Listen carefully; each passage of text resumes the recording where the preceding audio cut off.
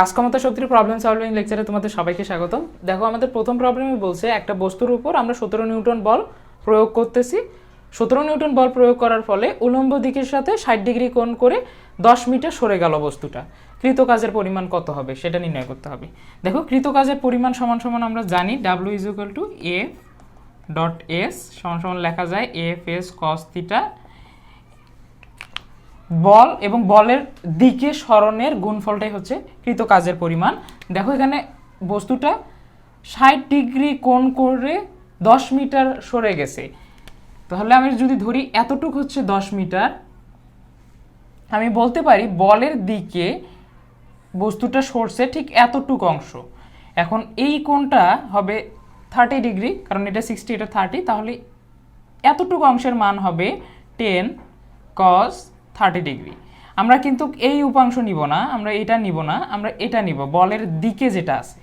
তাহলে এটা সমান সমান আমরা লিখতে পারি বলের মান দেওয়া আছে 17 S 10 cos 30 ডিগ্রির মান হচ্ছে √3/2। এটা যদি ক্যালকুলেট করো 147.224 এত জুল কৃত কাজের পরিমাণ। নেক্সট প্রবলেমটা দেখি। নেক্সট প্রবলেমে বলছে একটা বস্তু আমরা 12 নিউটন বল প্রয়োগ করছি, এটা বলের দিকের সাথে 30 ডিগ্রি কোণ করে 5 মিটার সরে গেছে। এখানে বলের দিকের কথাটাই উল্লেখ করে দেওয়া হয়েছে, তাহলে আমরা ডাইরেক্ট লিখবো F = আমরা W = আমরা জানি FS cos থিটা, তাহলে আমরা লিখতে পারি 12 S এর মান 5 cos 30 ডিগ্রি।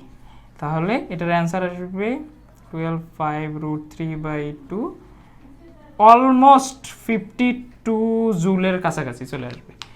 নেক্সট প্রবলেমে দেখো বলছে 30 কেজি ভরের কোনো একটা বস্তু ছিল, এটাকে আমরা 0.8 মিটার উচ্চতায় উঠাইলাম। তো একজন লোক যদি এই কাজটা করে তাহলে তাকে কত কাজ করতে হবে? তাহলে এক নাম্বারটা করি।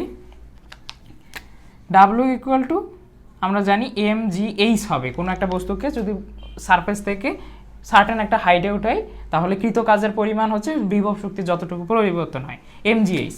বস্তুর ভর দেওয়া আছে 30 কেজি, g এর মান 9.8 এবং h হচ্ছে 0.8। তাহলে এতটুকু যদি ক্যালকুলেশন করি 235.2 জুল আসবে। তো এখানে দেখো লোক কর্তৃক কৃত কাজ চাইছে। এটা যদি আমার বস্তু হয়, একটা লোক কি করবে, উপরে উঠানোর জন্য বস্তুটাকে উপরে উঠানোর জন্য উপরের দিকে ফোর্স দিবে। ফোর্স দিছে উপরের দিকে, আমার ফোর্সটা হয়েছে উপরের দিকে, বস্তুটা সরছেও ঠিক উপরের দিকে, সরানো হয়েছে উপরের দিকে, তাহলে কৃত কাজের পরিমাণ হবে পজিটিভ। এখন সেকেন্ড কোশ্চেনটা দেখো, বলছে গ্র্যাভিটেশনাল ফোর্সের দ্বারা কৃত কাজ কত। তাহলে গ্র্যাভিটেশনাল ফোর্সের দ্বারা কৃত কাজ যদি হিসাব করতে চাই, তুমি দেখো বস্তুটাকে টানতেছে গ্র্যাভিটেশনাল ফোর্স নিচের দিকে, বাট আমরা ফাইনালি যদি দেখি বস্তুটা উপরের দিকে গেছে, মানে বস্তুর সরণটা হয়েছে উপরের দিকে, বল নিচের দিকে, বস্তু গেছে উপরের দিকে, তার মানে দুইটা বিপরীত দিক, মধ্যবর্তী কোণ 180 ডিগ্রি। তাহলে এখানে কৃত কাজ হয়েছে নেগেটিভ। তাহলে আমরা বলতে পারি, ডাইরেক্ট বলতে পারবো যে এখানে কাজ ঠিক এতটুকুই হবে, বাট নেগেটিভ 235.2 জুল। থার্ড কোশ্চেনে দেখো বলছে যে টোটাল কাজ কত। এখানে টোটাল কাজ বলতে এই দুইটার যোগফল বোঝাইতেছে, যে লোক দ্বারা কৃত কাজ এবং গ্র্যাভিটেশনাল ফোর্স দ্বারা কৃত কাজ। তো দুইটা যদি যোগ করো W = হবে 0। এখানে দেখো এখানে আমরা 9.8 বসাইছি। এটা যদি ঢাকা বিশ্ববিদ্যালয়ের কোশ্চেনটা আসে, ডিইউতে আসে, তখন তো ক্যালকুলেটর ব্যবহার করতে দিবে না, তোমরা ডাইরেক্ট এভাবে হিসাব করবা, 30 × 10 বসাবা 9.8 এর জায়গায়, তারপরে 0.8 দিয়ে ছোট ছোট করে হিসাব করবা। দেখো দশমিকের কাজ এবং যদি 10 থাকে, 10 এবং দশমিক, তাহলে দেখো ওই কাজটা যদি আমি আগে করে ফেলি তাহলে আমার হিসাব ছোট হয়ে যাবে, 240 এরকম লিখে প্রায় লিখে দিব। ক্যালকুলেটর ছাড়া হিসাব এইভাবে করতে হবে। দেখো আমাদের নেক্সট প্রবলেমটাতে বলা আছে আনুভূমিকের সাথে 60 ডিগ্রি কোণ করে 13 মিটার লম্বা একটি হেলানো তলের পাদদেশ থেকে শীর্ষে 10 কেজি ভরের একটি ব্লক তুলতে হবে। তাহলে আমরা চিত্রটা আর্ট করতে থাকি। এটা আমি ধরলাম ভূমি, ভূমির সাথে 60 ডিগ্রি কোণ করে 13 মিটার দৈর্ঘ্যের একটা হেলানো তল আছে, যার নিচের পয়েন্ট থেকে এখানে আমার 10 কেজি ভরের একটা বস্তু রাখা আছে। এই 10 কেজি ভরের বস্তুকে আমাকে এই পয়েন্টে আনতে হবে। তলটিকে ঘর্ষণহীন ধরে, এখানে কোনো ফ্রিকশন নাই, ফ্রিকশন নাই এবং বলছে যে এইখানে ধ্রুব গতিতে তুলতে হবে। তাহলে আমি বলতে পারি যেহেতু এখানে ঘর্ষণ নাই তার মানে লস হবে না, কোনো এনার্জির লস নাই, তাহলে লস ইকুয়াল টু 0। ধ্রুব গতিতে তার মানে ভি কনস্ট্যান্ট, আমি যে বেগে তুলবো সেটা কনস্ট্যান্ট, ভি যদি কনস্ট্যান্ট হয় এ কি হবে 0 হবে, ত্বরণ থাকবে না কোনো, ত্বরণ শূন্য মানে কি এখানে নিট ফোর্স 0। এই কন্ডিশনে কত কাজ করতে হবে সেটা নির্ণয় করতে বলছে। তো এইখানে আমি প্রশ্ন করে এই সব জিনিসগুলো আগে পাইয়া গেলাম। দেখো এখানে F net force 0, net force 0 মানে কি ব্লকেরটা নিচের দিকে যে ফোর্স দিতেছে, আমি বস্তুটাকে যদি উপরে উঠাই আমি তো একটা ফোর্স দিব উপরের দিকে, ঠিক না? এই দুইটা ফোর্স যদি সমান হয়, এই ফোর্স এবং এই ফোর্স, তখনই তো আমি বলতে পারি নিট ফোর্সটা 0। এখন দেখি বস্তুর নিচের দিকে ফোর্সটা কত, এমজি, তার মানে উপরের দিকে ফোর্সটা কত হবে বা আমরা কত দিব, এমজি দিব, তাহলে বস্তুতে নিট ফোর্স 0 হবে। এমজি ফোর্স দিয়ে আমি বস্তুটাকে উপরে উঠাইতে উঠাইতে নিয়ে গেলাম, আমি 13 মিটার সামনে নিয়ে গেলাম।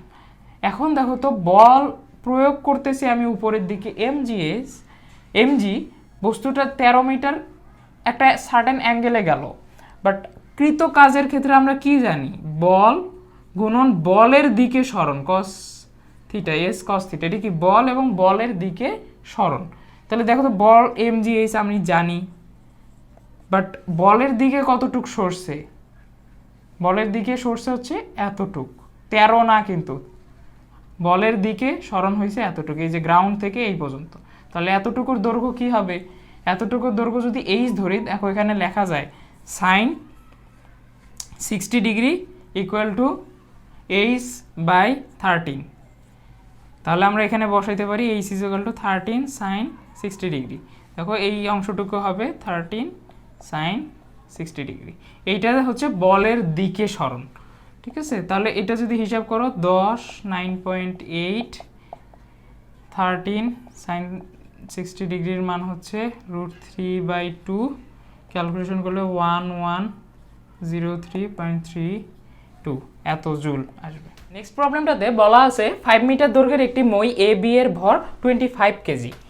তাহলে ফার্স্টে আমি মইটা অ্যাড করি, দেখো এ আর বি একটা মই, এটা হচ্ছে 5 মিটার দৈর্ঘ্য যার ভর হচ্ছে 25 কেজি, তার মানে যদি সুষম হয় বস্তুটা তাহলে 25 কেজি নিচে কাজ করার কথা। কিন্তু এখানে এক্সটেনশনে কি বলে দেওয়া আছে, ভর কেন্দ্র বি প্রান্ত থেকে এর দিকে 3 মিটার দূরে অবস্থিত, তার মানে ভর কেন্দ্রটা ঠিক মিডিলে না, এর দিকে অবস্থিত। এইখানে হচ্ছে আমার 25 কেজি, এতটুকুর দৈর্ঘ্য হচ্ছে 3 মিটার আর বাকিটুকু হচ্ছে 2 মিটার বলে দেওয়া আছে।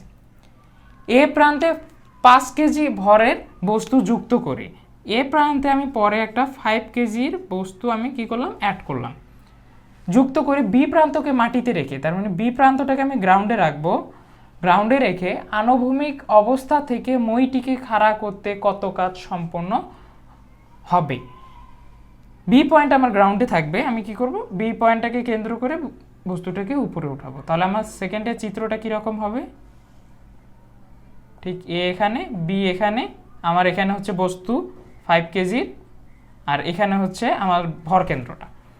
দেখো মইটাকে সোজাসুজি এভাবে তোলা, মানে বি পয়েন্টটাকে কেন্দ্র করে তোলা যে কথা, এই 25 কেজি যদি একটা বস্তু চিন্তা করি, বস্তুটাকে ঠিক এই পজিশন থেকে এই পজিশনে তোলা একই কথা।